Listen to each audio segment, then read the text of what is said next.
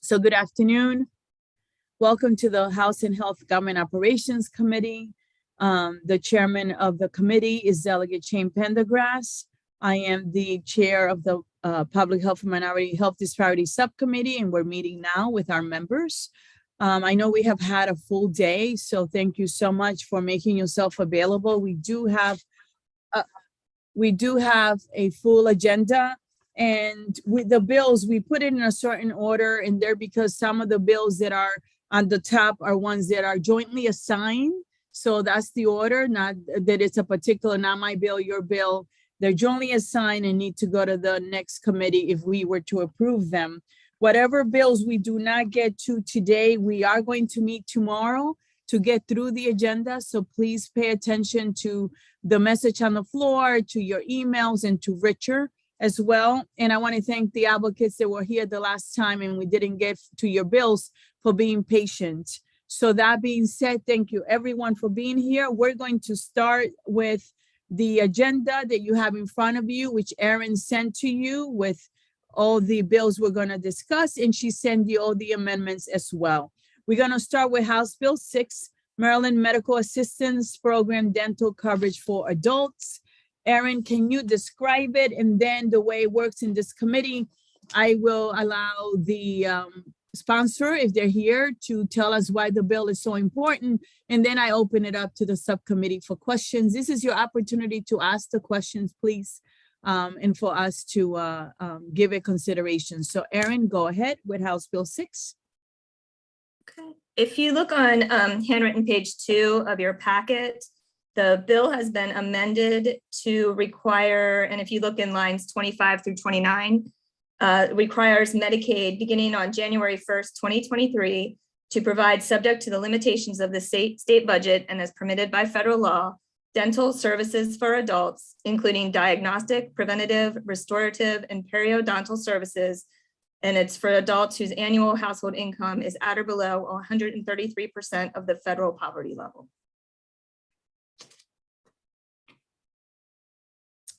Anything else that we should know about this bill, Erin?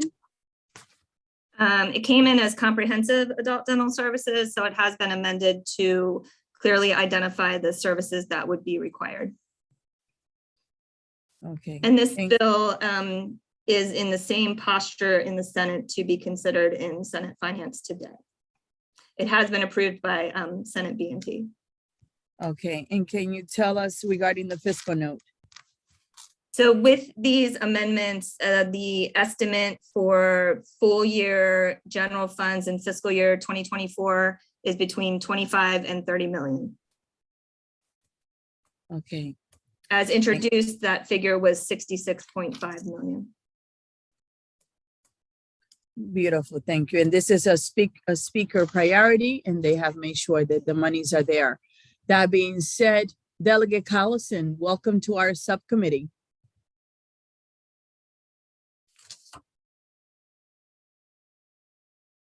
Delegate Collison? Is she here? No, I don't see her. Well, why don't we go to the advocates while she comes on? Robin Elliott. Thank you so much, Robin Elliott, on behalf of the Maryland Dental Action Coalition. And we are just deeply, deeply appreciative of all of this committee's work on our journey to get to this point. And literally thousands of lives are going to be improved by this action. And we thank you. My pleasure. And I heard that Delegate Collison is jumping on now. So while she comes on, is there anyone else that wants to be heard on this bill?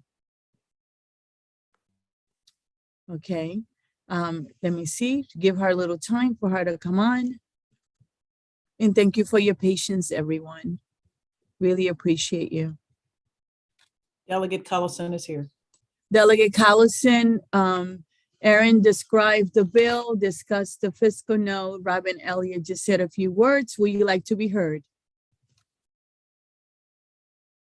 You can unmute yourself. Thank you, Madam Chair. I apologize. My link wasn't working, so I had to. It's okay. It happens. We're flexible. This is a week where people need to be flexible. Go ahead. Thank you very much for your indulgence. I will not take any time. I just want to say, I'm so excited that this bill is before you. It makes, yesterday Chairman McIntosh said when she accepted her award that we make a difference in people's lives every day. This bill will make a tremendous difference for many, many people. And I want to thank the vice chair and the chair and Aaron for working with all the powers that be behind the budget in order to make this happen. So I'm happy to answer questions and sincerely hope for a favorable report on this bill. Thank you, Madam Vice Chair. Thank you for all your work and your commitment. I mean, it wouldn't happen without your work. Thank you. And the advocates, really grateful. So let's open it up to the committee members now. Are there any questions on the bill? Move the bill. Beautiful. May I have a second? Second. It's been moved in second. Any questions or concern? It does have amendments, right? So it has to be the amended. So let's, Right. Delegate Move the Shalinga, amendments. try it again with the Move the amendments. amendments. Move the amendments first. Second. Wonderful. It's been moved by Delegate Shalinga, second by Delegate Hill. Any questions or concern? Delegate Johnson, your hand was up. Do you have a question about the bill? My question was answered. Let's move the bill.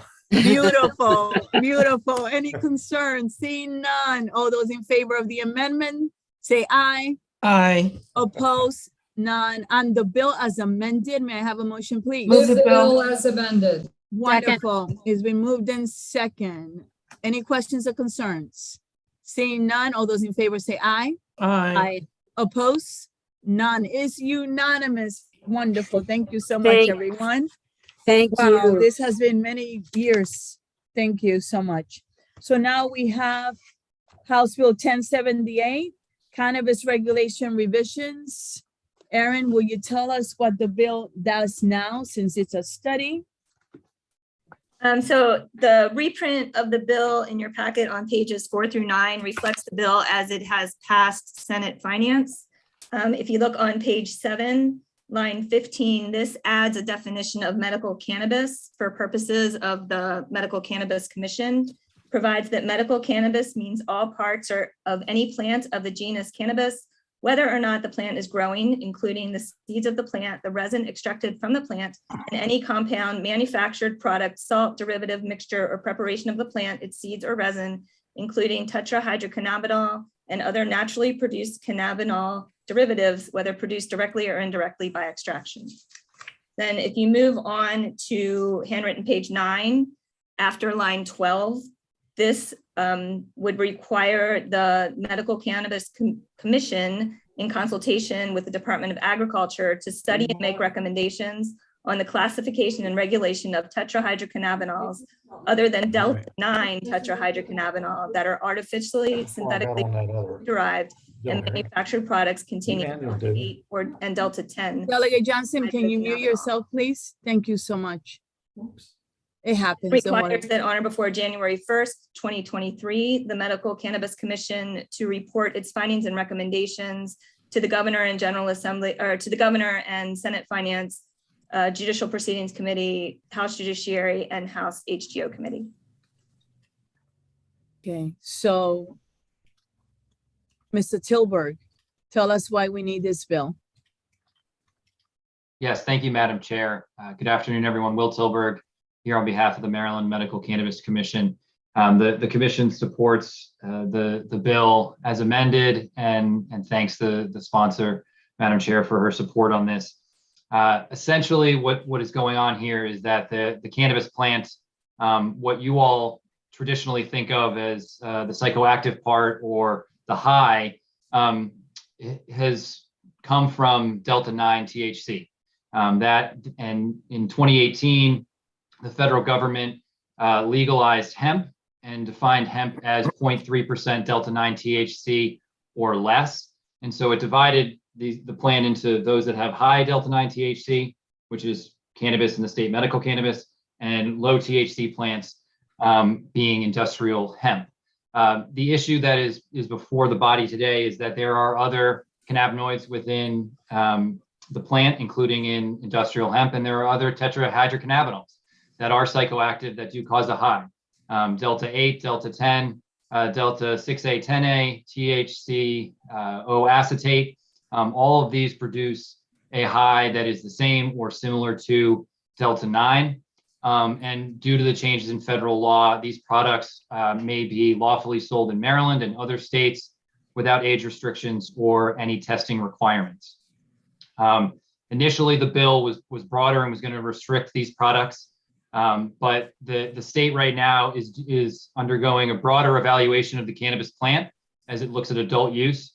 And so the questions of how to regulate, who should regulate, what those regulations look like are more complex than a simple ban or allowing. And so the commission supports the sponsor's transition to a study, which would allow MMCC along with AG and other stakeholders Thank you. to It's a provide loss. input to the General Assembly. Thank you. Please, This please really mute helps. yourself, Thank you. Delegate Robin Lewis. Can you Oh. be so kind? I'm so sorry. It's okay. It happens. We're all tired. Not a problem. Continue, Mr. Tilburg. So that's the background. I'm happy to answer any questions that members may have. I know it was a little truncated in the initial hearing because it had been a long day. Thank you so much. We do have questions, and I'm going to start with the first hand I saw, which was Delegate Shalega, followed by Delegate Belcastro.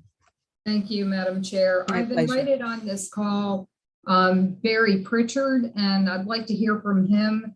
He's a chemist who really understands this, and he'll tell you, about his experience, but I think he would add value to what we're doing. Okay, Mr. Pritchard, good afternoon. Good afternoon. Thank you, delegates, Delegate Shalega, for inviting me on. I mentioned earlier in testimony a few days ago the history of Sunex and how we've been an integral part in the hemp industry from the beginning. We've been a testing company for about 80% of the farms that have grown. We're currently a CBD manufacturer. Our vision throughout has been to support the hemp industry through the low-hanging fruit that cannabinoids provide for sales, with the ultimate goal of promoting another rotational crop in Maryland. And I think through the din, we're losing a little bit of focus on the hemp farms. So let me speak to this situation that's been playing out regarding Delta 8. And then I have a recommendation at the end. So over the past year or so, Delta 8's become very popular. It's become, in my humble opinion, a potential threat to the medical cannabis revenues.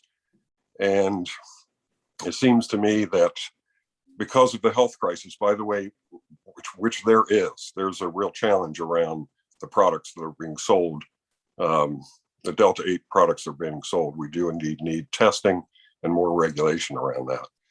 But it seems to me that there's a reason the MMCC has jumped in to control the sale of cannabinoids and claim that it's the only entity capable of regulating it. And that simply isn't true. The hemp industry has been self-regulating. I'm one of the approved testing companies, and we've done a good job of not violating any federal law with growing the material for the last 3 or 4 years. So with the introduction of HB 1078, we're witnessing the first legal battle between the medical cannabis community and the adult use marijuana, with the MMCC representing the medical cannabis guys and this new Healthy Alternative Association, the trade group that's representing D8 or supporting D8 representing adult use. With the hemp guys like me kind of stuck in the middle. A few weeks ago, these groups met with the bill's sponsors and changed the language of the original bill to empower the MMCC to sort out the future of cannabinol derivatives, which is a very broad term, which ultimately could control CBD as well. And I'm dead set against MMCC having any control over CBD products. We can talk about the cannabinols, but not the derivatives. It may be CBD. So, the revision has essentially included the Department of Ag, MMCC, and some undefined stakeholders. So I'm trying to define that. And that's my goal today, is to get language changed that would include 3 members other than MMCC and the Department of Ag. And those would include at least one registered hemp farm. And this is a little self-serving, but pardon me, I'm asking for a spot as well. That would include a non-MMCC Maryland testing company like Sonex, and then someone from the CBD retail shop, which again are essentially adult use folks. So that's what I'm asking for today. And there's been some question in the past about the future of hemp, and without D8, there's still a future for hemp, but without the opportunity to participate in the cannabinoid market, there will be no hemp industry in Maryland. In fact, this year, there are going to be about 50 registered growers with less than 20 acres grown, if that. Originally, we had 90 acres or 90 growers and 300 acres grown. The industry is on a significant slide. Anyway, thank you for your consideration. And did you bring this up in the Senate? I did. And what did the Senate say? Didn't get very far with that at all. Again, we haven't been really included in the discussion. It's been this D8 focus group that's essentially the D8 retailers, the CBD shops, the former vape shops that had more of a say than the hemp folks. We hemp folks don't have much of a lobby. There hasn't been much money generated. The storefront companies selling D8 were able to generate some money and get representation. We didn't have that. And maybe we didn't make a great case. Who's representing the hemp? Is there an organization that represents the hemp folks? Yes, the Maryland Hemp Coalition. Kevin Addix is in charge of that. There are a few members. There's just not a Okay. There is a lot of cash in that. Okay. Thank you. And I appreciate what you said today. And I have some ideas. I'm gonna let William Tilburg go ahead and respond. And then I'll continue with the questions. And thank you so much. Okay, we really appreciate you doing business in Maryland, and we'll try to see what we can do. Come Go visit ahead. us. We're actually in a Dorchester County facility, a federally funded one. Come visit us. I think you'll get a kick out of what we're doing for hemp in Maryland. Maybe Delegate Shalega will go with me in the interim. I would love And we'll to. bring Cherie Sample Hughes, and she's from Dorchester now. Indeed. Mr. Tilburg, I don't know if demoting you or promoting you to delegate, but go ahead. Thank you, Madam Chair. I think it may be worthwhile to provide clarification to what the proposed amendment in this study requires. This is not a work group with slots. The way that MMCC and AG have worked in the past together as the two entities in the state that regulate cannabis and regulate hemp, it makes sense that they're responsible for getting together and figuring this out. But we want a broad group of stakeholders. We've heard from Mr. Pritchard today. There are labs in the state. There are public health officials. There are retailers. There's a lot of different groups that need to have and should have say. And so the MMC and AG would host a series of public hearings where everyone is able to provide input. And ultimately, then the state agencies are responsible for making recommendations to you all in the General Assembly. And it's part, again, of a larger discussion. This is a plant that the state is determining now with Delta 9 and cannabis, what to do with it. Are we going to allow adult use? If so, who's regulating that? What do those regulations look like? And so it makes sense to have a broader discussion about the plant. And I think it's important as a final note to draw a distinction here between hemp and hemp-derived products. And when we're talking about Delta 8, Delta 10, all of these other psychoactive products that produce highs, those are the products that are ultimately created. So these are not, ultimately the initial regulations that were proposed or the initial restrictions that were proposed in the bill, and anything that would come out is related to the ultimate retail products that are available for sale and purchase in the state, not trying to limit in any fashion the existing hemp growers and their ability to continue to grow that. Thank you. I want to ask, while we're at it, I would like to ask Isaac Meyer to go ahead and speak because I know you wanted to, and then we're going to go to the members, okay? Madam Chair, really appreciate the opportunity to speak today. Isaac Meyer on behalf of the Maryland Health Alternatives Association.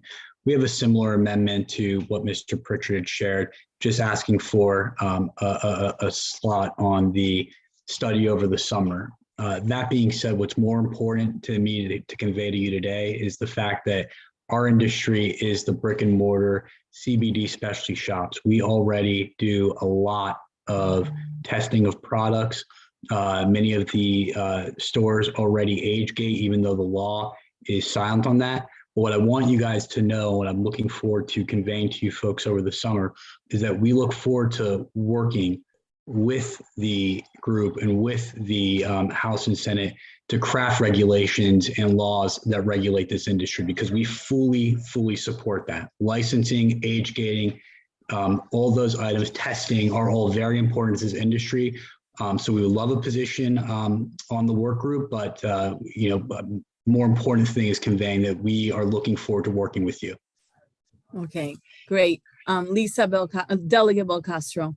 Thank you so much, Chair Pena Melnick. I just had a quick question about age gating. Yesterday, 3 students from a high school in my district were sent to the hospital because they ingested something that was laced with, we don't know what it is essentially yet, but we do know, and I've heard in the interim multiple times, that our young people are getting access to Delta 8. It's being sold in our gas stations and in the CBD shops all across Maryland.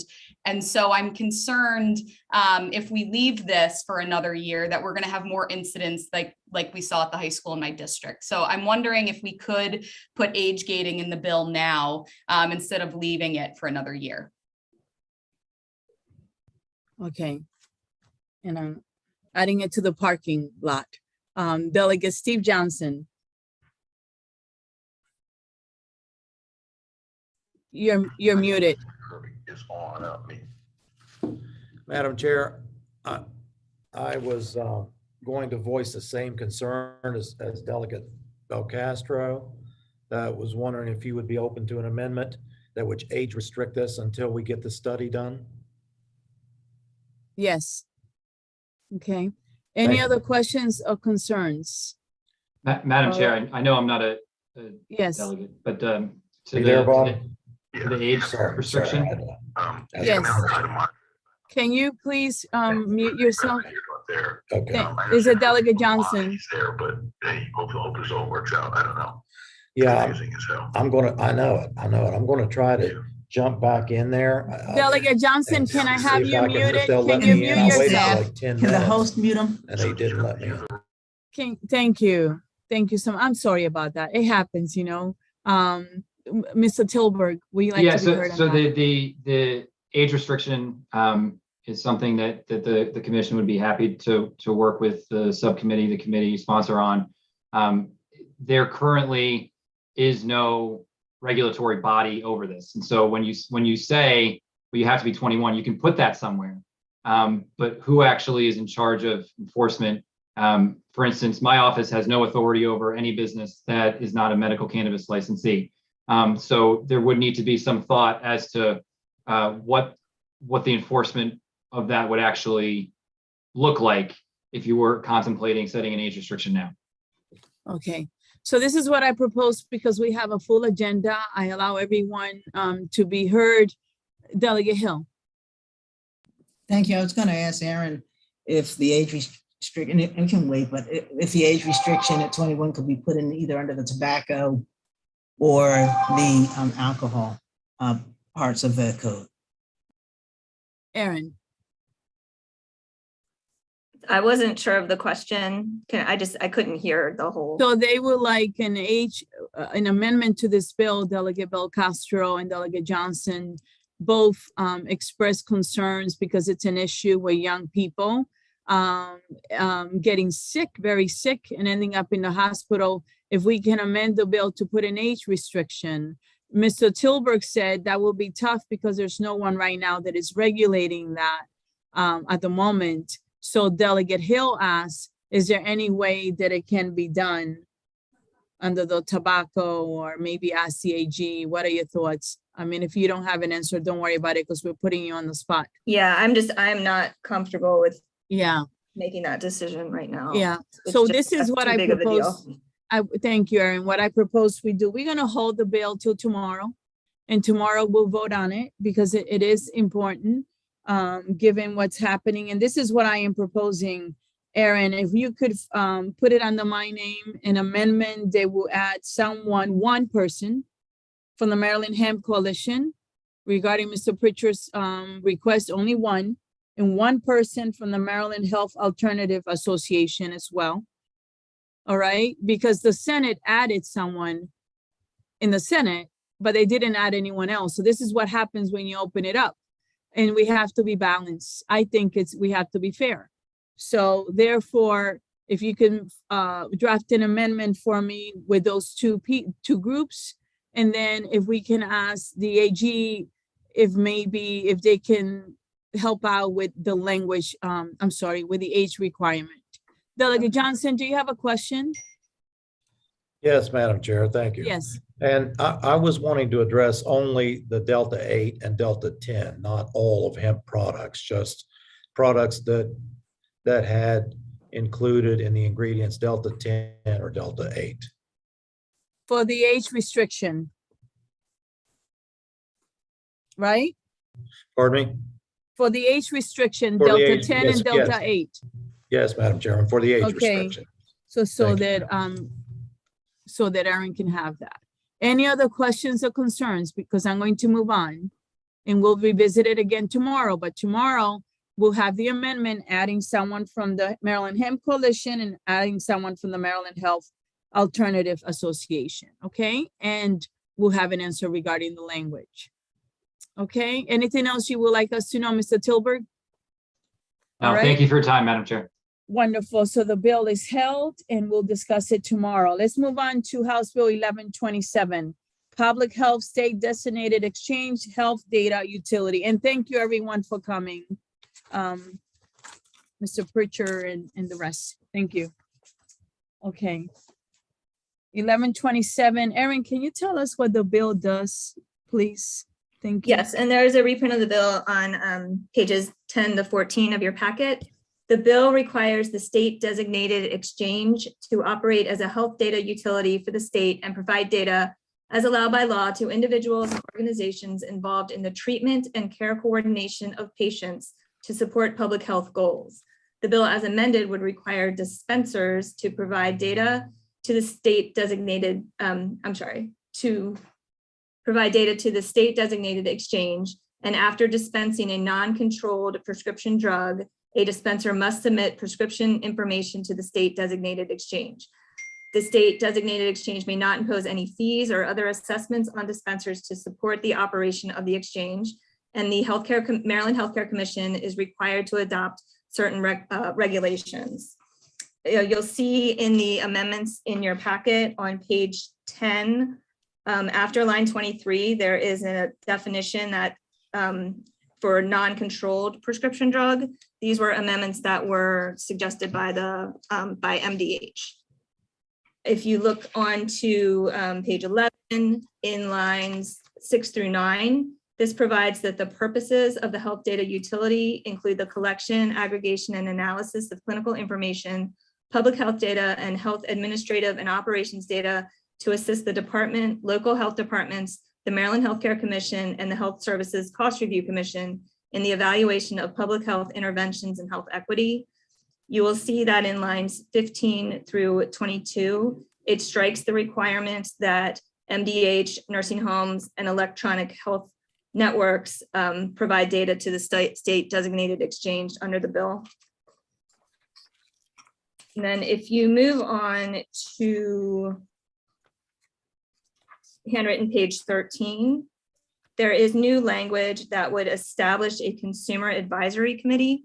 And the purpose of the committee would be to bring the perspectives of individuals and organizations with an interest in protecting consumers into the delivery of services provided by the state designated exchange. The Consumer Advisory Council would consist of a minimum of 6 members, including at least 4 consumer representatives and 2 staff representatives. They would consider diversity of experience when selecting the members. They would identify and report consumer privacy concerns to senior leadership of the state designated exchange.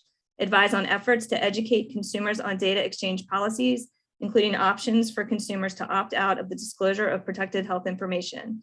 The council would meet at least three times a year, and adopt and maintain a charter to be posted online that includes the purpose, members, and meeting schedule of the Consumer Advisory Council. Okay, are there any advocates or anyone from an agency, from Chris, Mr. Sharp, anyone that would like to be heard on this? So good afternoon, Vice Chair Pinion Melnick and members of the committee.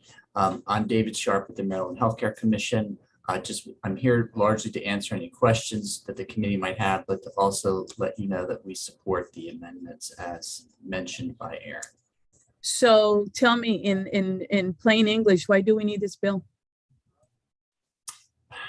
It's a great question, Madam Chair. I would say that keep it basic, that the services that CRISP has performed laudably over the years, it warrants having a state designated HIE to have an expanded role that acts as a health data utility hub, which means it collects broad information and is able to use it to support the advancement of public health initiatives. It's demonstrated during the public health emergency that its value in collecting information and disseminating it to support healthcare providers in the treatment of COVID-19 patients, and it continues to do so today. It's well positioned to continue to add value to healthcare providers as well as to patients in the role that it would serve as a health data utility. Okay, thank you. Craig, do you want to be heard? Yes, please, and I'll be very quick. So I'm Craig Bem with the State Designated Exchange, CRISP. I mostly just want to thank everybody that worked with us on these amendments. There's a lot of changes, but I think they really streamlined and made the bill much more clear. They highlighted, they essentially removed duplication by taking out the controlled dangerous substances, which are already gathered through the prescription drug monitoring program. And they also, I'm really excited about the consumer advocacy group part. I think it's really important to drive consumer voice in a really specific and clear way. So I think it's a really good balance, and I just appreciate the changes and look forward to the work ahead. And can you tell the committee the amendments that you took, what groups that you addressed their concerns? Yes, so there was a broad coalition of consumer advocates, and Robin Elliott's on the line, and we worked a lot on it. So thank you, Robin. We also, as Aaron mentioned, the department had some comments on duplication, and then we spoke with the lifespan for the nursing homes to talk through duplication and make sure that they were appropriately part of the bill, but not mandated to do more than they were already mandated to do. Okay, and the Maryland Department of Health supports the bill now, correct? I believe they don't formally have a position, but I think they would informally be very pleased to see the public health work and the infrastructure of CRISP kind of continue on this path. And I know that their amendments are on page handwritten 12, line 18, I believe. Those are the Maryland Department of Health amendments. Am I right?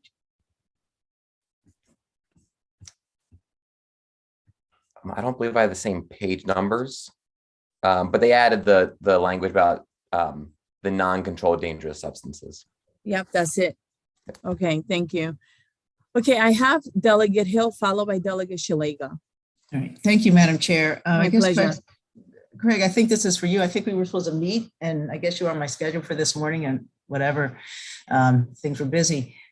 So the questions that I had at the time, and I still have, I understand you said public health, but who exactly is going to see the data?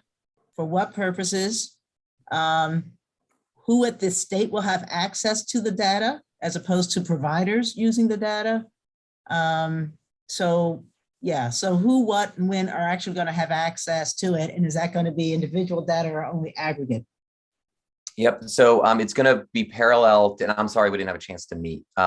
It's going to be parallel essentially to the clinical data already offered through CRISP to clinicians under treatment and care coordination purposes. So as a physician, you will log into CRISP and additional medication data will be there along with the clinical records, lab results, and other records you look at. Why don't we, if I may, can we take it apart? Who sees the data? Yep. So you have a couple of different user groups. One is a set of clinicians, and clinicians have access to healthcare data through HIPAA and through business associate agreements. And this data would flow like the rest of their health records.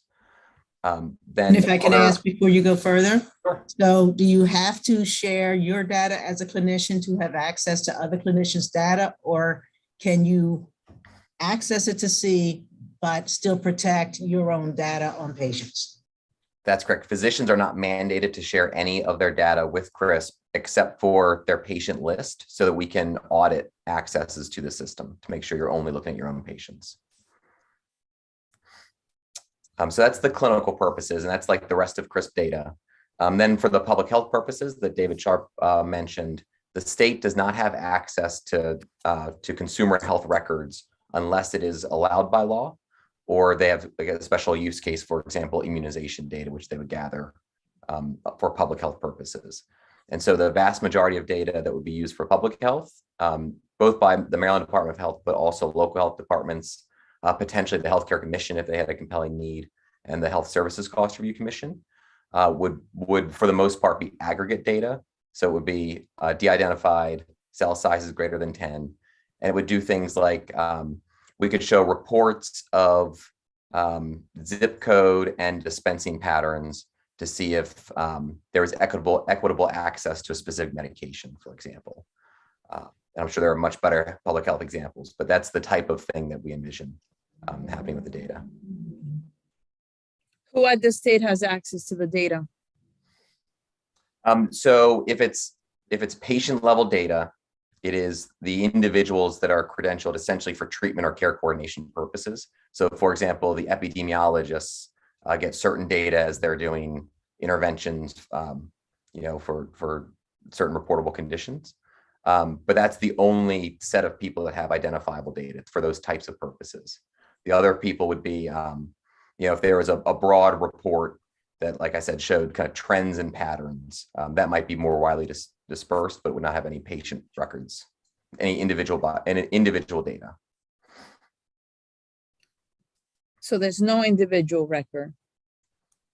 There are, but it's protected from people that shouldn't have access to it.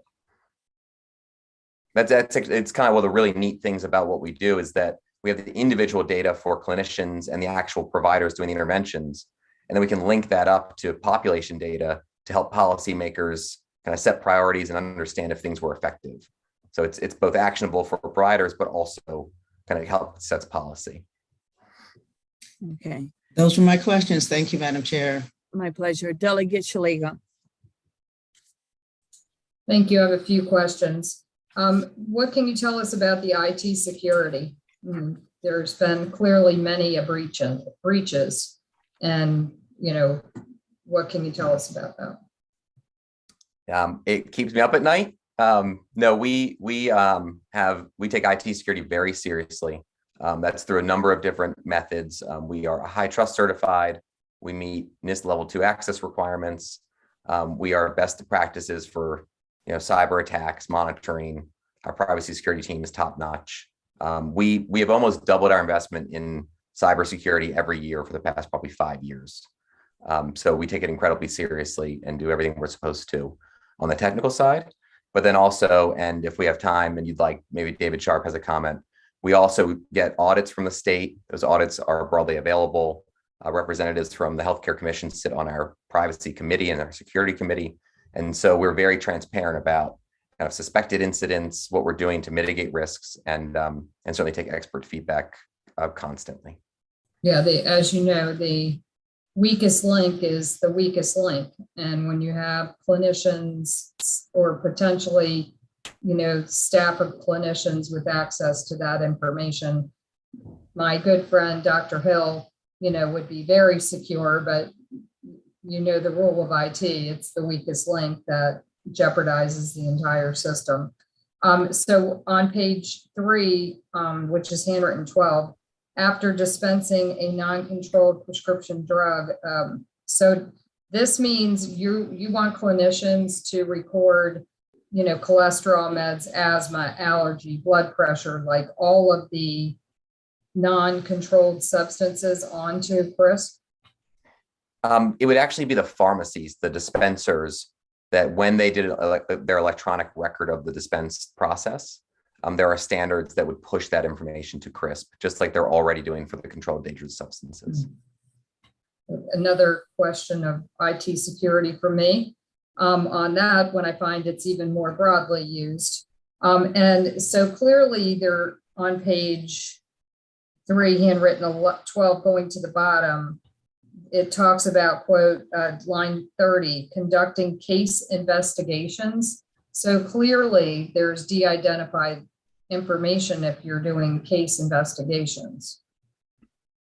Correct. So that's an example of what an epidemiologist would do. So at a local health department, if someone was reported to have some reportable condition, then the health departments do a case investigation to review health characteristics about the patient.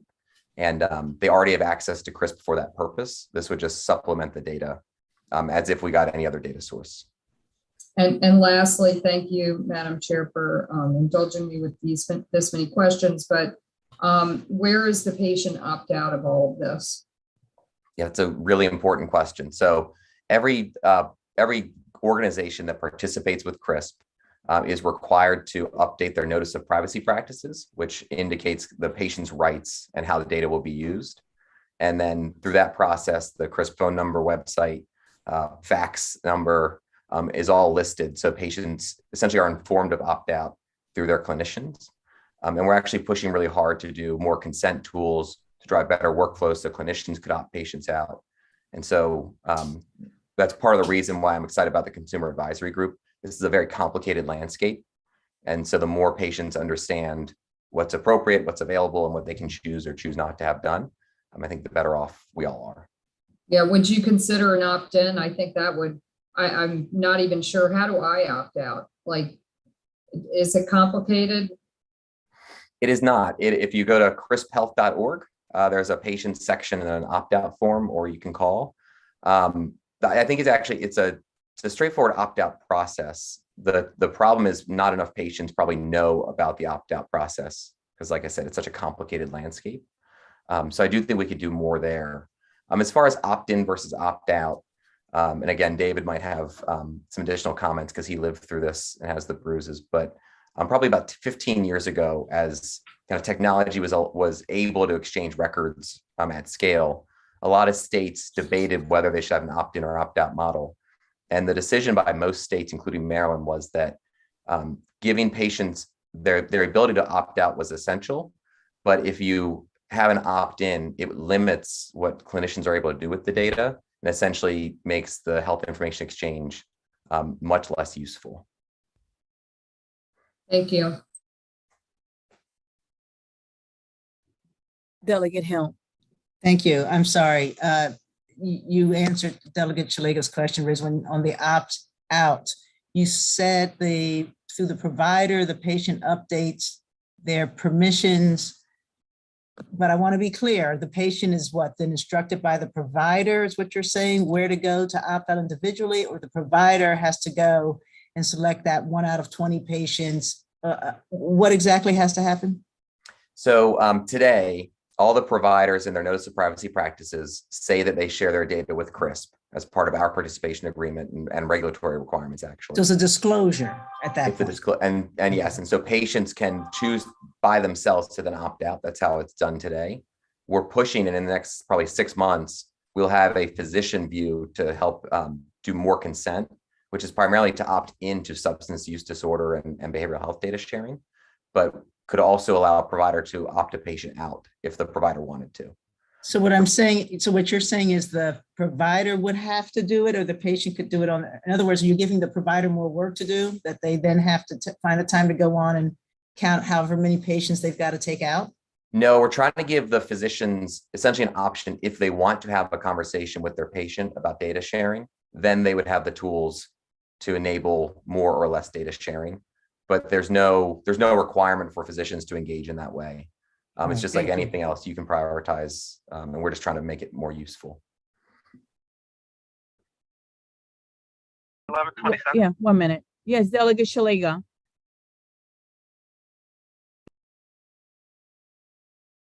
Delegate Sorry, I Shalega. hadn't taken my hand Oh, down. okay, thank you. Any other questions? All right. So seeing no questions and or concerns, this bill has amendments. May I have a motion on the amendments, please? Move the amendments. Second. It's been moved in second. Any questions or concerns? Seeing none on the amendments, all those in favor say aye. Any Aye. opposition to the amendments? Wonderful. On the bill as amended, may I have a motion, bill. please? Thank you, Second. Delegate Hill. It's been moved in second. Any questions or concern regarding this bill? Delegate Shalega, Delegate Riley, that's for the voting, right? Your hand is up? Okay. Mine's a question. Okay, go ahead, Delegate Shalega. So I'm looking for the opt-out and I don't see it. So I got to the website. So this is not easy to opt out. Where is the opt-out form? If you click the For Patients tab, there's an opt-out option there. What is CRISP, your health info, your rights, resources, FAQs? I don't see an option there.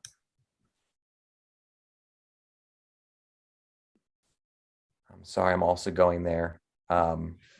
That's all right. I'm voting no on this.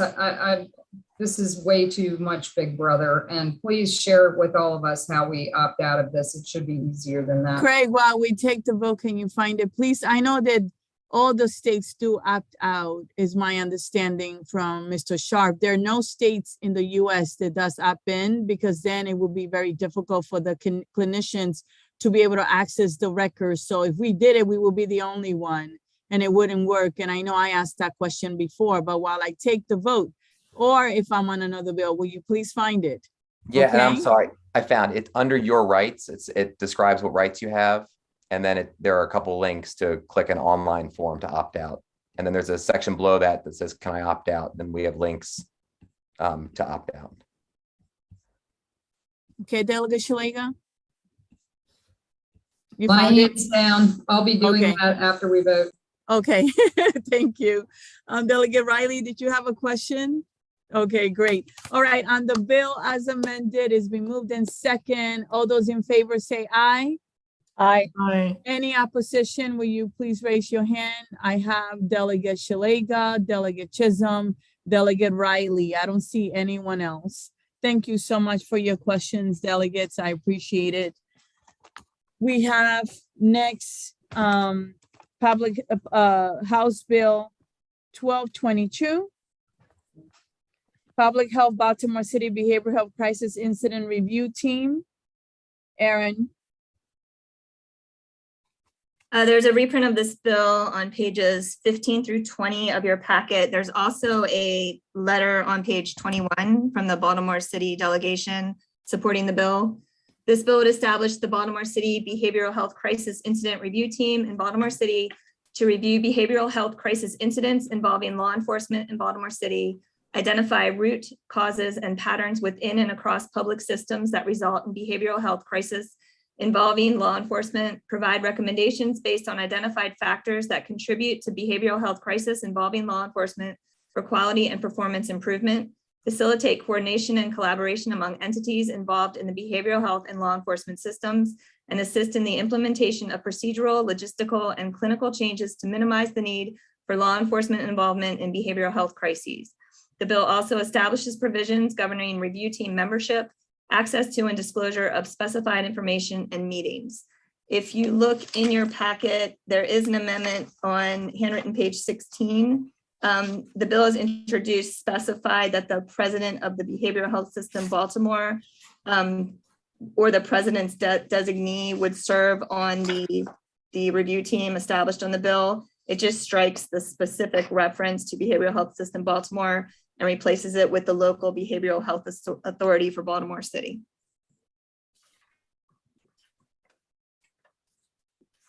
Okay. Move the amendment. Second. It's been moved in second. Are there any questions or concerns regarding this amendment? Delegate Shalega. On the bill as a whole, why are we doing this? Why can't the city do this without us being involved? Who would like to address that? Ms. Mehu, go ahead.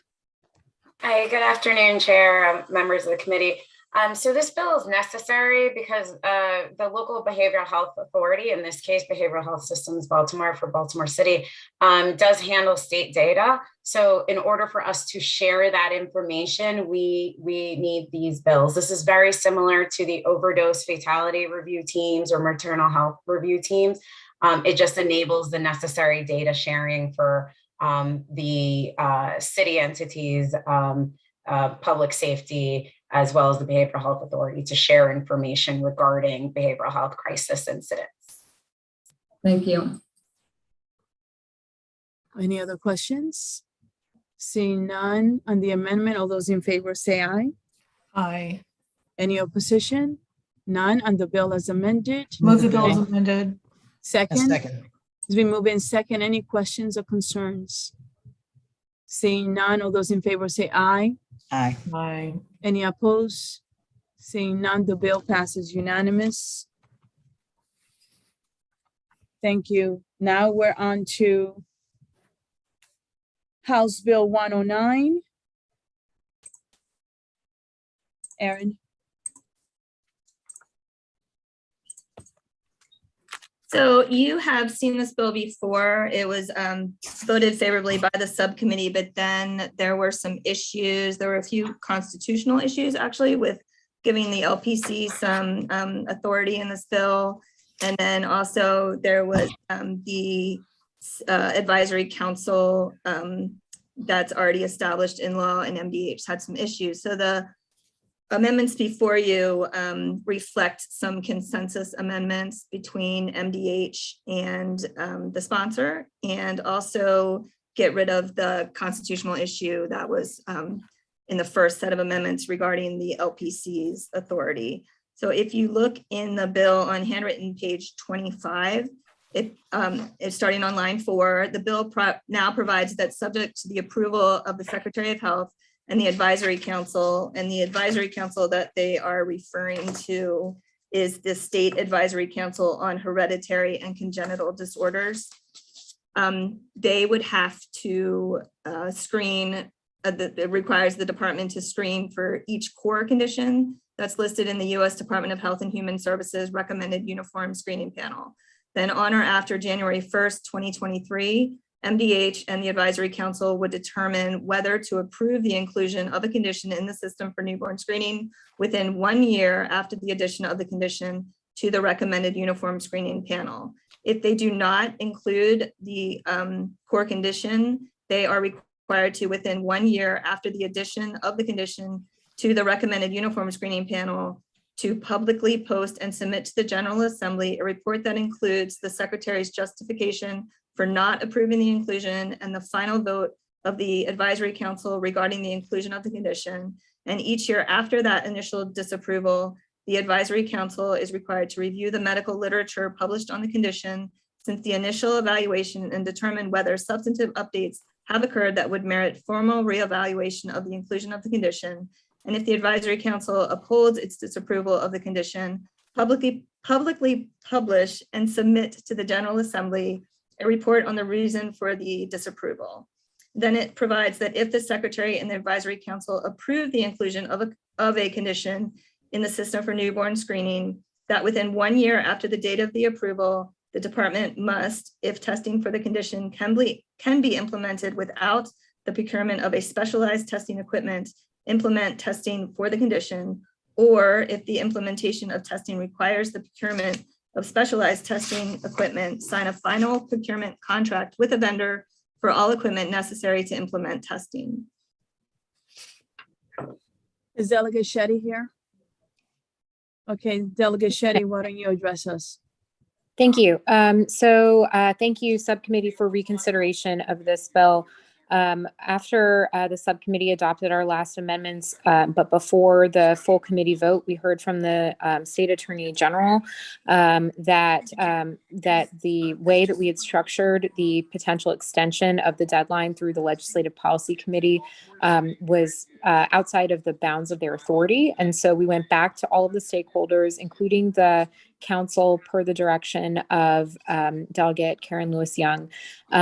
We spoke at length with the department as well as with the advocates to try and come up with a solution that really ensured that as soon as a condition is added to RUSP, there would be a set timeline that is transparent and publicly accountable for the council to approve or to make a decision on the condition. And then thereafter, if they decide not to, they can post publicly, their rationale. And once new medical literature comes out, then they can update their findings should they choose to do so. This amendment language has been signed off by all of the stakeholders, the MDH, the patient advocates represented by Every Life Foundation, as well as the Newborn Screening Council. I will note, and I think Delegate Karen Lewis Young was copied on this letter as well, and I'm happy to share it with the subcommittee members too. The council did reference their concern that we should know that it is not just the procurement of equipment that is important to get testing up and running. It's also the hiring of trained and qualified staff. The reason we did not include language specific to that is because MDH wanted us to specify really those things that were outside of the bounds of their control. And so we focused the amendment language on the procurement of specialized lab equipment as a result. However, hiring and budget requests to the legislature, those are all within MDH's control. And so we did not include language specific to staff, but I just want to put on the record for all of us to be aware that once these timelines kick off, we just want to make sure that we're checking in to make sure that the testing actually does get up and running and that the qualified staff are hired in order to implement them. So thank you, colleagues, for your consideration, and I would be grateful if you would please consider these amendments favorably. Okay. Are there any advocates that want to be heard? Is the department here, MDH? I know they're supporting the bill now. Mr. Tippin. I was just going to thank the subcommittee for letting us come back around on this and thank Delegate Shetty for all her help in figuring out these amendments and appreciate everyone's time on the bill. All right, Delegate Scheck. I'm sorry, Heather Scheck. I'm not sure, Heather, you want to be a delegate, but go ahead. Thank you, Chairman Bean-Malik. I would just say ditto. Delegate Shetty worked very, very, very hard with all of us on these amendments, and we're very grateful for that. So she's cleared all these amendments several times with us, and so we're good with the bill as drafted or as amended. So thank you. Thank you so much. I appreciate it. And well, let me just finish with this bill. So the department is on board. Anyone else want to be heard? All right, on the amendments, may I have a motion? Move the amendments. Second. Any concerns? Seeing none, all those in favor say aye. Aye. Any opposition? On the bill as no opposition, wonderful, it passes, the amendment passes. On the bill as amended. Move the bill as amended. Second. It's been moved in second. Any concerns or discussion? Seeing none, all those in favor say aye. Aye. Any opposition? All right, it's unanimous. Thank you. Thank you, committee. You're welcome. Okay. Thanks, Kathy. Oh, sorry. Next, we have House Bill 1082.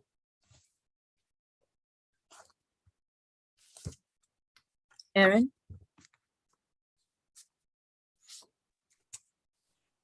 There's a reprint of House Bill 1082 on pages 27 through 33 of your packets. The bill requires state and local agencies to use plain language in public communications about health, safety, and social services benefits. The University of Maryland Herschel S. Horowitz Center for Health Literacy is designated as the state's consumer health information hub to promote and ensure public access to specified information in preferred languages to inform decisions about health, safety, and social services benefits. For fiscal 2024 through 2026, the governor must include in the annual budget bill an appropriation of $350,000 to the hub. When awarding grants, MDH and local health departments must give special consideration to entities designated by the hub to meet health literacy criteria. There are amendments in your packet. If you look on handwritten page 29, it adds a definition of plain language, and it also defines public communication to mean a document that is necessary for obtaining a government benefit or service, provides information about a government benefit or service, or explains to the public how to comply with a requirement that the government administers or enforces. It also adds a definition of public communication to include a letter, a publication, a form, a notice, or an instruction, and provides that public communication does not include a regulation. In addition, on lines 9 through 11, it is amended to require state and local agencies to use plain language in public communications about health insurance. If you move on to handwritten page 33, there is new language after line 9 that provides that alleged compliance or non-compliance with the provision of the subtitle is not subject to judicial review, and that the subtitle does not create or authorize a right enforceable by administrative or judicial action. And then you will see in lines 12 through 17, the requirements in the bill is introduced that would require agencies to give preference to bidders or offers that the Consumer Health Information Hub has designated as following health literacy practices that promote public understanding of health information. This gets rid of all the procurement language that was initially in the bill. Thank you. So I'm going to call on Ms. Cynthia Bauer. Okay, if you could tell the committee why this is important, and then Ms. Marian Assey. Thank you so much, Delegate Pena-Melnick, for sponsoring this bill. So in short, this bill is necessary because regular people, your constituents, need help. They need help understanding health information from their doctors, from their pharmacists, from the health departments, from community-based organizations. It's the reasons you get so many calls to your offices about health issues is because people are very confused and they have a really tough time navigating this health system, these health systems that we've created. So the hub would be working with public agencies to facilitate plain language information about the wide range of things that people are expected to do. And the intent is to really close the gap between where people are with their skills and their ability to navigate these complex situations and what they're being given from our agencies about health safety and health and safety. I know we have testimony and support from the League of Life Health Insurers, the Maryland Health Benefit Exchange, the Developmental Disabilities, Mental Health Association. I mean, so many people. There was no one, not the health facilities, MECI, Chris, anyone here that wants to be heard on that? I'll call on you after Ms. Assey. Thank you, Delegate Pena-Melnick. So I echo what Dr. Cynthia Bauer said about the importance of this bill. I'm a physician myself, and I can tell you, I can speak of my experience with my patients. And, you know, just the amount of, the degree of poor outcomes that we see as a result of just poor health literacy, I think is really, it's sad. It's sad because we've done so much in terms of medical innovation in healthcare. We do, you know, we give our patients all the top-notch medical care, and then we discharge them from the hospital, expect them to understand complex medical jargon in their discharge instructions, and they end up right back in our emergency departments with complications, not of their medical procedures or you know, medical care, but complications of their poor understanding. And perhaps I shouldn't say their poor understanding, because that term puts the onus on them. It's really the responsibility is not the patient's, it's our responsibility. It's a shared responsibility. And it's not, you know, it's not only the physician or the medical provider and the patient's responsibility. It's an organizational responsibility. The change towards improving health literacy among our patients is really something that should be addressed at the state level and no longer should be, something that individual providers do, because clearly we're not doing a good job with that as individuals. And I'm really happy to see, to work on this bill because it solves an issue at a very global level. Okay. Anyone else would like to be heard? Are there any questions from the committee? Delegate Shalega. Thank you, Madam Chair. Are we going to get a report back on this? I'm looking to the end of the bill. I don't see anything. It would be nice if the hub would come back and share the information that they've developed. 350,000 for media coverage is not a lot. So I'm sure they would be able to share, potentially even all of the resources that they developed. It'd be good for us to see them because maybe we would want to share them with our constituents. I think that's a great There's a idea. report. There's a report. There's an annual report. It's in 2204E, 4E. If you look on Subcommittee. handwritten page 31, lines 14 Okay. through 17. 14. Can we include this committee? It just says the General Assembly. Can we Yeah, of include the course. Health Committee so that, we're seeing which to include, not, a report to include the materials they've developed? Could we tighten that up a little bit? And materials developed. Those are great ideas. Thank you. To HGO and probably finance. I'm not sure. Yes, I'll we figure out. don't want to leave those senators out. They get their feelings hurt. The appropriate. They do, Senate right? meeting. Especially this week. Thank you, Delegate Shalega. That was a great suggestion. Erin, did you capture that? Yes, I did. Okay, beautiful. Delegate Lewis. Thank you, Madam Chair. I want to make sure I'm not misunderstanding. This bill doesn't seem to directly address the need for multilingual health information. It does say evidence-based, plain language repeatedly. I suppose the requirement for multilingual information, it's not part of this part of the code. It exists somewhere. But I just want to, just for my clarity's sake, my understanding is that there's a requirement that information produced by state agencies must be produced in English and then as well in languages that are spoken by 5% or more of the population, something like that. Can anyone comment on that and just reassure me that we're not missing that with this important bill? Yes, Cynthia, Ms. Bauer. Yes, so under section 20-2202, under B, the purpose of the hub is to promote and ensure, and it refers to information in preferred languages. And so the hub is working with the agencies to make sure the agencies are recognizing the language access issues and encouraging them to make sure that the plain language is carrying over to the materials they're producing in languages other than English. Thank you so much. I probably just, my eyeballs skimmed over that.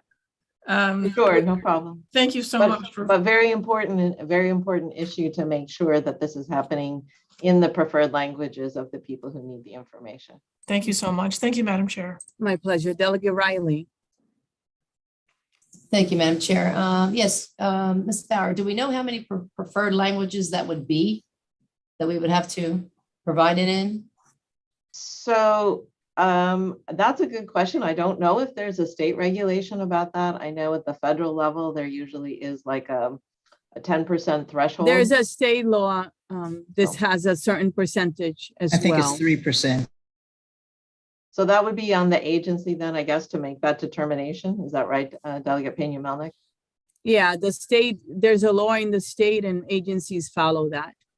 Okay, so if it's 3%, so is that 3% of a certain population? And then we would have to, okay, do we know how many 3%ers we have, populations that we would have to produce this in? I don't know. I know that it's not a problem for the agencies now, whatever, mostly, most languages, I mean, they're not, it's Spanish, English, there's some other languages as well, but we can find that out from the library. All right, thank you very much. Actually, Erin, can you find that out, please, what Yes, the I law will. is? And Sure. I'm not so sure, Delegate Riley, so whether it's 3%, I know that there is a percentage, but we'll Okay. find that out for you. That's All a right, good thank you. I question. appreciate that. Thank you. My pleasure. Delegate Hill. Yep, thank you. So I just wanted to be clear. I think it's wonderful that we're doing this. It's certainly needed. Now, the Herschel Center, I just want to be clear, is this the work that the center already does?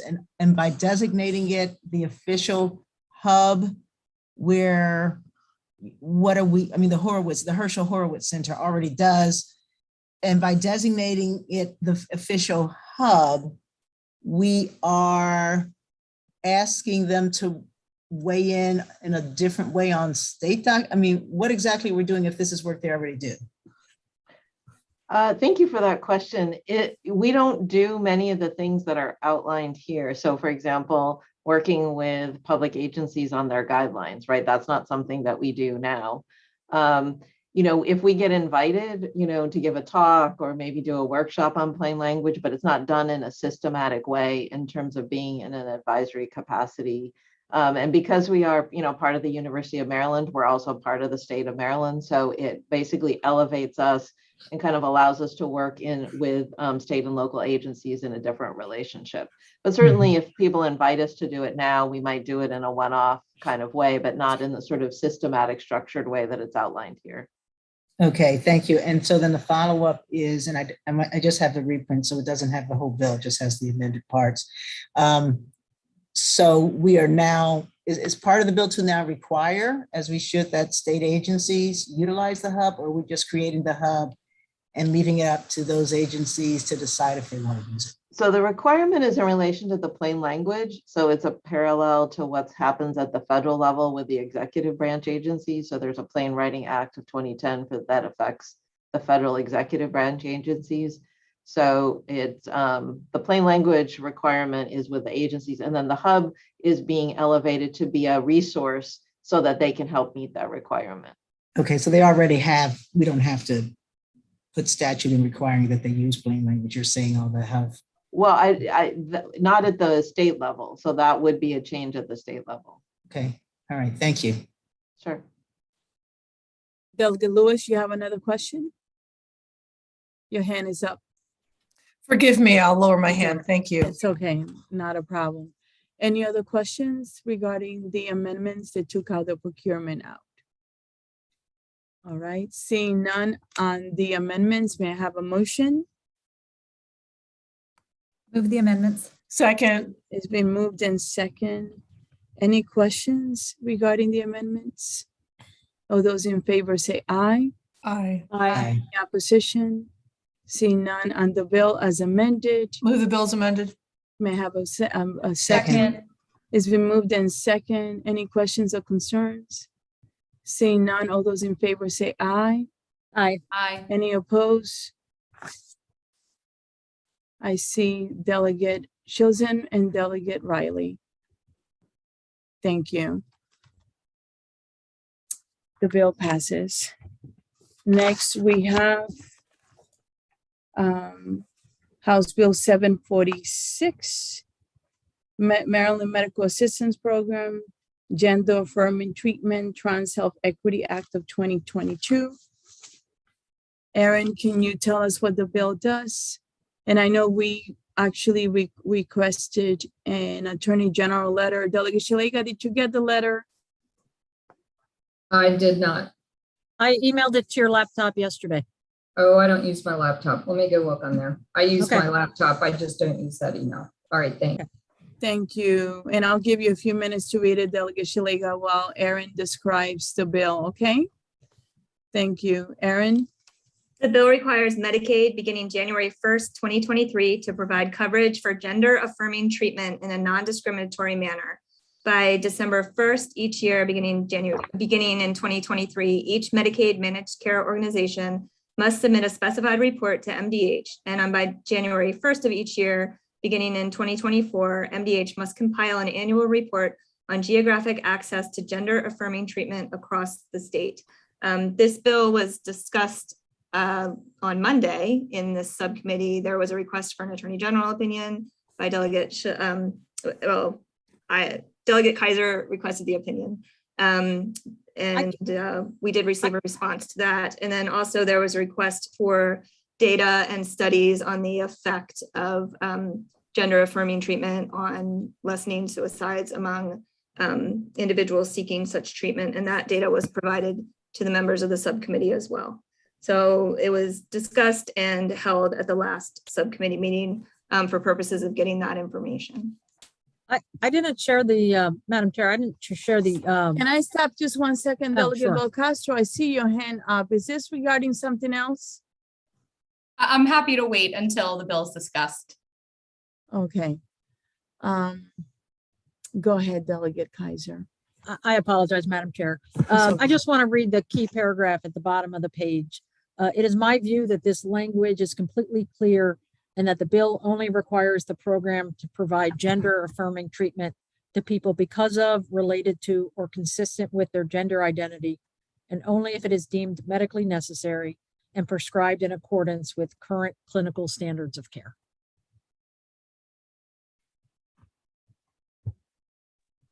Delegate Shalega.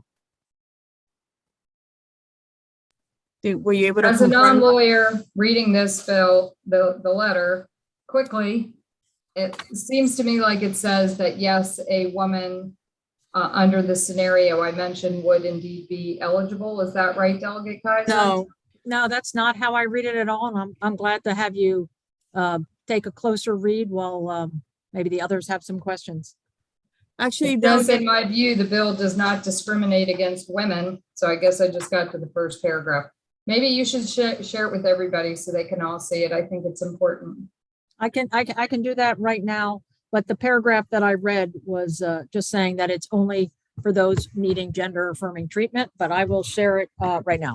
Delegate Kaiser, do me a favor. I can't put my finger on my letter right now, and I had it on the floor. Can you please read the entire first paragraph, please? Dear Delegate Kaiser, you and maybe Aaron, could you share it with the subcommittee? Thank you. While I'm reading the first paragraph. Dear Delegate Kaiser, you've asked for advice concerning question raised about House Bill 746. Specifically, you have asked whether the bill is clear as to the individuals who would qualify for Medicaid services under this bill. You have also asked whether providing gender affirming treatment for persons with gender dysphoria and not for others who might want the listed treatment for other reasons would discriminate against women. The example given is, quote, a female who is flat chested and therefore was confused as a male and who sought breast augmentation to promote a female appearance, end quote. It is my view that this bill does not discriminate against women. And then it goes further on to explain again that it only fits women, it only fits individuals, again, who need gender affirming care because of their gender identity and when it is medically necessary. So that last paragraph there is pretty clear, and hopefully everyone will have that momentarily. Thank you, Aaron. Okay. Thank you, Aaron. Thank you, Delegate Kaiser. I have the hands up now. I'm going to go with Delegate Belcastro, followed by Chisholm, followed by Shalega. Thank you, Madam Chair. I did have the opportunity to read the AG report, and I feel really comfortable with it. And sometimes there's issues where we just have philosophical differences.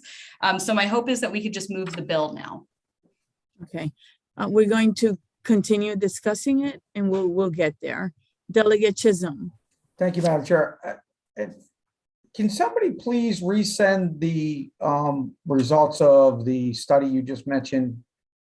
I can't find it anywhere. I don't know when it was sent out, how it was sent out, or to which mailbox. They were sent out to our regular email, the state email addresses, but Aaron, can you resend it to everyone, please?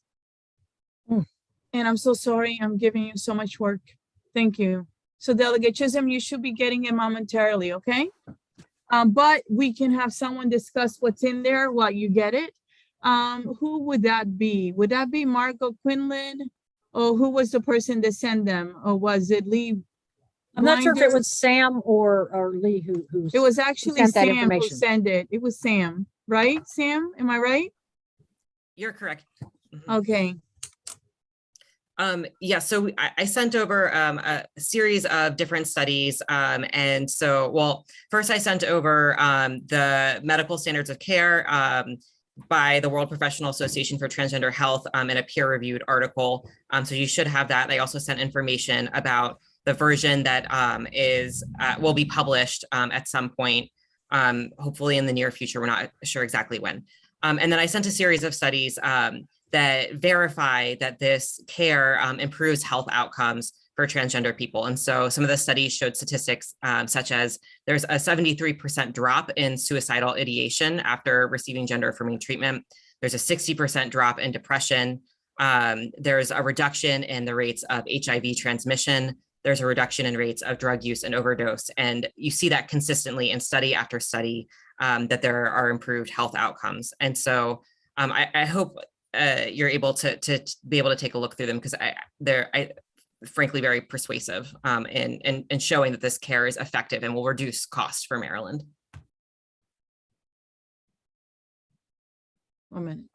1 second. Yes. I have Delegate Chisholm. Do you have any follow-up regarding this? No, Madam Chair, I found them, so thank you. Oh, thank you, Delegate Chisholm. I'm glad you got it. Delegate Shalega. Thank you, Madam Chair. So I did get to the bottom of the letter from Kathy Rowe, and the last paragraph, she in her opinion says that for the straight woman having a breast augmentation, she would consider not medically necessary. Yet I have another opinion from her from a couple days ago saying she's not a healthcare provider and she doesn't know what's medically necessary. So I would tell you that I'm not sure how she's saying she knows what's medically necessary over here, yet here she can't tell me what's medically necessary because she's not a medical provider. So the AG is a delightful person, but her opinions have been overturned more than once. So Delegate Shalega, can you go through that again? You said that the AG has this opinion, and then what else were you holding? I apologize. I have another opinion from her in this hand about another topic, and she told me, quote, "I'm not a healthcare provider."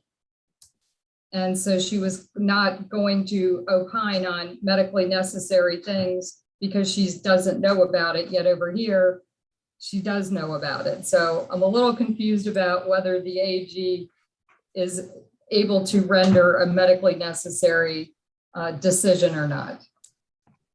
Okay. Delegate Hill. So just listening to what Delegate Shalega read, comparing two different situations, my interpretation or understanding of what the AG is saying is that although she is not a medical professional and therefore can't determine what is medically necessary, she does not find the separation of procedures that would be provided for gender affirming persons as medically necessary to discriminate against non-gender affirming patients who want similar or the same procedures. She's not commenting on whether for either will be considered medically necessary, but she's saying to say that it is appropriate for this group once deemed medically necessary to be covered, and that does not discriminate against the other group, that in a legal opinion, that is not a discriminatory practice. That's my understanding. And that's exactly how I understand it, that there are two different situations, right? But in her legal opinion, one is not being discriminated because they're two different situations. Can I just say, real quick, she's responding to a specific request regarding House Bill 746 in her letter, and page it on handwritten 37. lines 22 through 24. The bill requires the program to provide coverage for a medically necessary gender affirming treatment. So that is what she's referring to in her response in terms of that this bill is about what is medically necessary. I don't know what her other letter was about. For gender affirming treatment, correct? Yes, correct. Okay. All right. Any follow-up, Delegate Shalika? No, thank you. Madam Chair. Okay, 1 second, Delegate Hill. 1 minute. Okay, go ahead, Delegate Hill.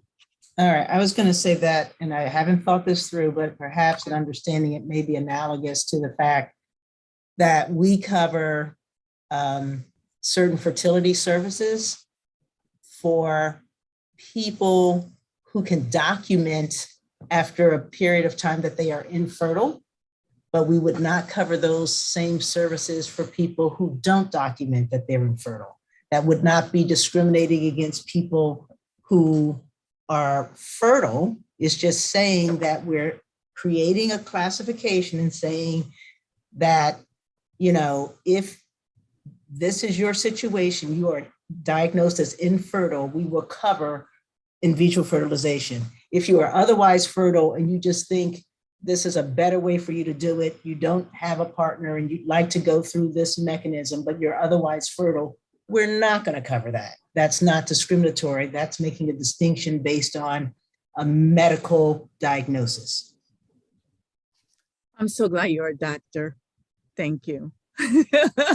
Plain English is so important. Next, we have Delegate Kaiser, followed by Bagnall, followed by Rosenberg. Thank you, Madam Chair. I just want to go back to what Delegate Belcastro said about the ideological differences here.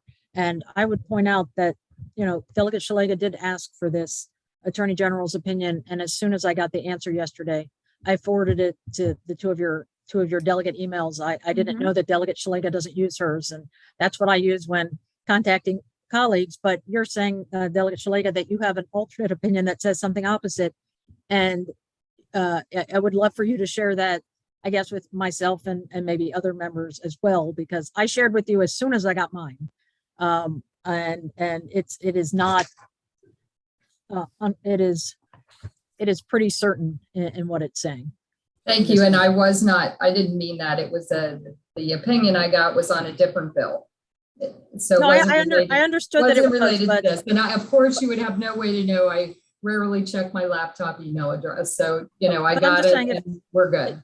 Kathy Rose seems pretty definitive here, but if you think, I mean, if there's any doubt, that can be obviously overturned later, but we got what you asked for. Yes, and I appreciate it. Thank you. All right. So we have Delegate Bagnall, followed by Rosenberg. And I know, you know, as you know, in this committee, I allow everyone to speak, right? So whoever, this is the time to, I don't like surprises.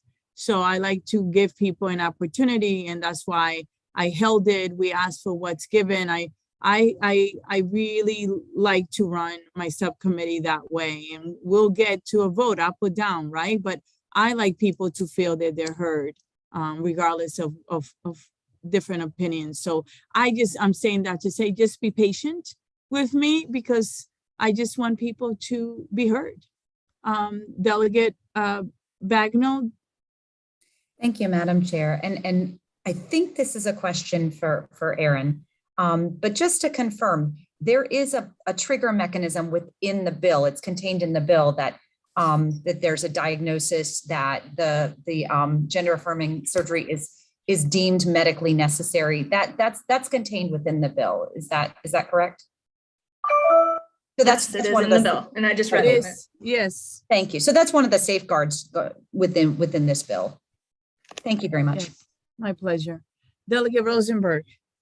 Thank you, Madam Chair. I would just add that, I mean, Kathy Rose, one of her areas of expertise as an Assistant Attorney General is healthcare. So I would think it's safe to assume that she knows the distinction between what is a medical necessity she's not a doctor, but as a lawyer who's practiced, who's written countless opinions in this area, that she understands the distinction between a medical necessity and something that does not meet that definition. Thank you. Any other questions or concerns from the committee before we get to the motion? Delegate Rosenberg, your hand is up. Oh, no more. I answered. Sorry. All right, thank you. All right, so on the amendments, may I have a motion, please? Move the amendments. Second. It's been moved in second. Any discussion on the amendments in this bill?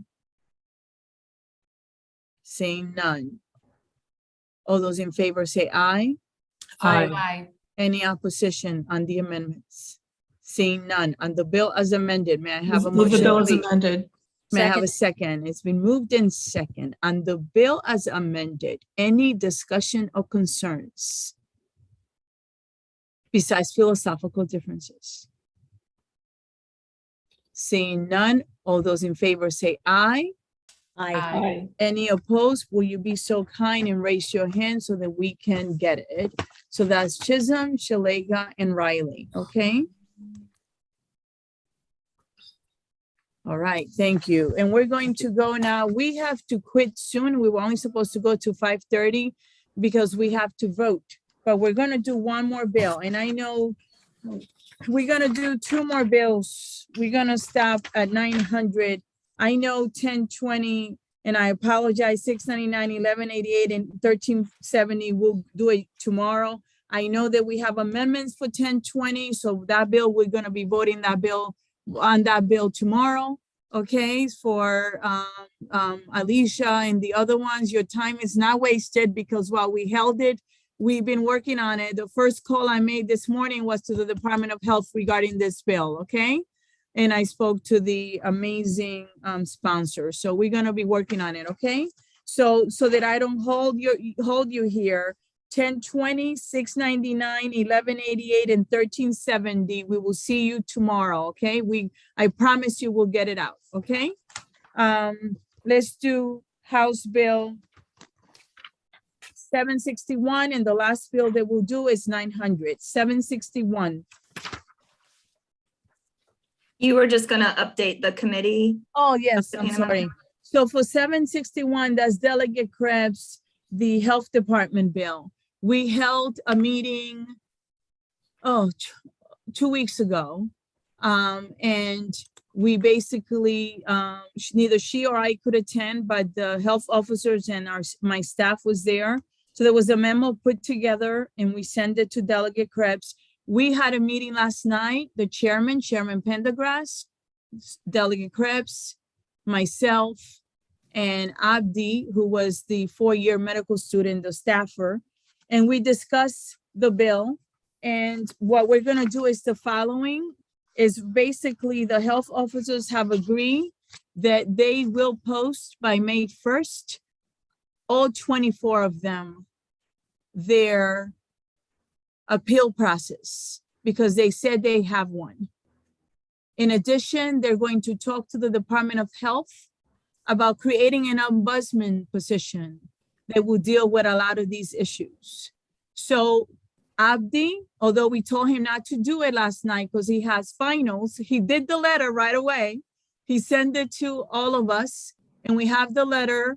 And I asked Abdi to allow Delegate Krebs to send in her suggestions on the letter, whether she's happy with the language or not. We're waiting on that. And once she approves it, the chairman and myself will sign it. So that is the plan. And, we're all on board with that. Okay, Delegate Shalega.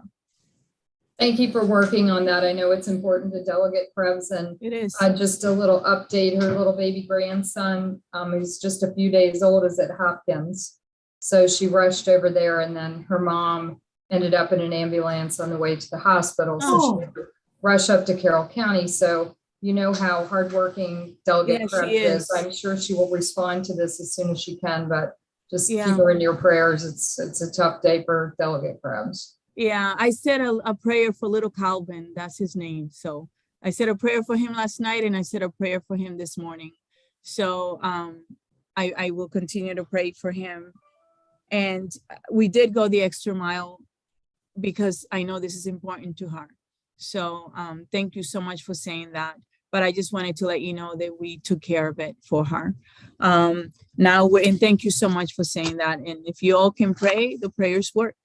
So let's go on to House Bill 900. And I'm not sure I was supposed to say that because this is the government, but anyway, House Bill 900. There are no amendments to this bill. The bill prohibits the Maryland Department of Health, the bill prohibits the Maryland Department of Health and a local health department from collecting a fee for a certified or abridged copy of a death certificate of a first responder killed in the line of duty if the copy is issued to a surviving spouse or child and will be used in connection with a claim for a dependent or beneficiary of the first responder. Okay, so this is Delegate McKay and Kipke. Are there any questions on this bill? Is there anyone here that wants to be heard on this bill? Okay. Are there any questions? Oh, Delegate Chisholm? You move the bill? Great. Move the I don't bill. think- Second. All right, it's been moved and second. Any questions or concerns? Okay, all those in favor say aye. Aye. Any opposed? Seeing none, the bill passes, is unanimous. So for the committee,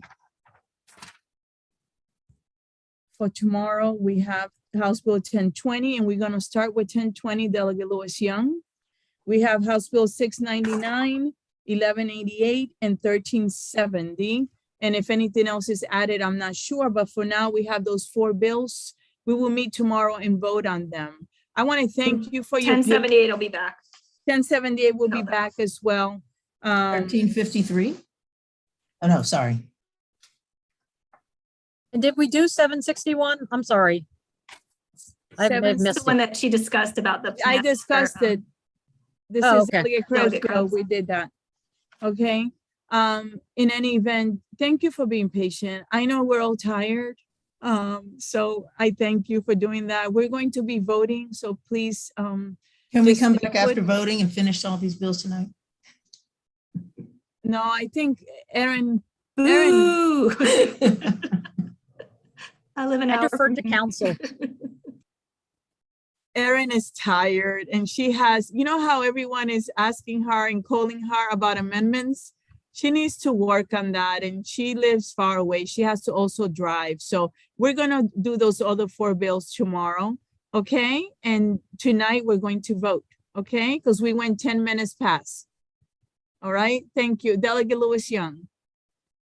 Can you tell me approximately when tomorrow? I know you don't know what time, but. I don't know, but it's gonna be sometime in the afternoon, okay? After session. Probably more, yes, we don't have time to do it before session. Right. When we Okay. have 2 sessions tomorrow, remember, so we have to Right. squeeze in some time in between. Okay. Thank you all for Okay. being so wonderful and flexible, okay? See you in about few minutes to vote. Bye-bye. Thank you, Madam Chair. Meeting, Jocelyn? or What is no? it? Is there a leadership meeting first? Tomorrow, they haven't announced yet. No, t- I mean now. Do we have, 1 second? Do we have 1 minute? You want me to check to see if they're going to have a background? Yeah, we're having a chairman's meeting right now. Okay, right after.